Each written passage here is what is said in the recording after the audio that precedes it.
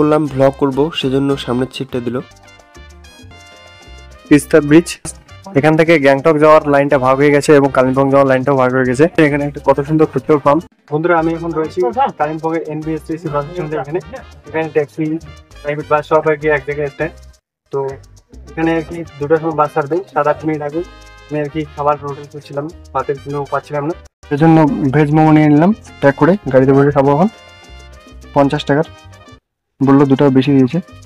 দেখতে পাচ্ছেন এখানে প্যাকেটে রয়েছে, আর ব্যাগটা সামনে রেখেছি। খাওয়ার পরে আপনাদের রিভিউ দিচ্ছি। বন্ধুরা, নির্দিষ্ট সময় আমাদের বাস ছেড়ে দিয়েছে কালিম্পং এর বাস স্ট্যান্ড থেকে। দেখতে পাচ্ছেন এই যে টিকিট আমার 32 নাম্বার, প্রথমে পিছনে দিচ্ছিল, তারপর বললাম ব্লগ করব, সেজন্য সামনের সিটটা দিল। বন্ধুরা, এখানে রয়েছে আই লাভ কালিম্পং। ডেলো পার্কে দেখেছিলেন আই লাভ কালিম্পং, তো ওটা আর কি একদম সুন্দরভাবে ফুটে উঠেছে, কারণ চারিদিকে অনেক সুন্দর সুন্দর ফুল ছিল। আর এটা এমন জায়গায় দিয়েছে, সামনে অনেক ফুটি ফুটি রয়েছে, সেজন্য ভালোভাবে বোঝা যাচ্ছে না। বন্ধুরা, এই যে উপরে মনাস্ট্রিটা তখন গিয়েছিলাম। বন্ধুরা, দেখতে পাচ্ছেন এখানে একটা কত সুন্দর পেট্রোল পাম্প, ইন্ডিয়ান অয়েলের, একদম সাজানো গোছালো। পিছনে ওয়াল দেওয়া রয়েছে। এখানে দেখতে পাচ্ছেন অনেকগুলো রাইডার।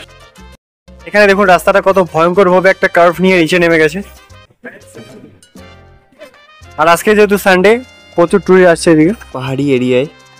এখান থেকে তিস্তা হচ্ছে 9 কিলোমিটার। এখানে রাস্তার পাশে খুঁটিতে লেখা ছিল, আর দেখতে পাচ্ছেন একদম গাছের পাতাগুলো সবুজ। বৃষ্টিপাত হয়েছে ভালো হয়তো,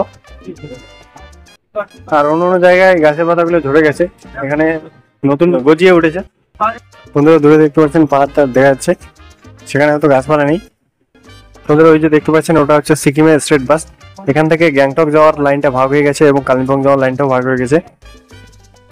বন্ধুরা, উপরে রেলওয়ে একটা স্টেশন হবে তিস্তা নামে, তো 2027 নাগাদ চালু হওয়ার কথা, কি হয় জানি না, অনেকটাই কাজ এগিয়ে গেছে।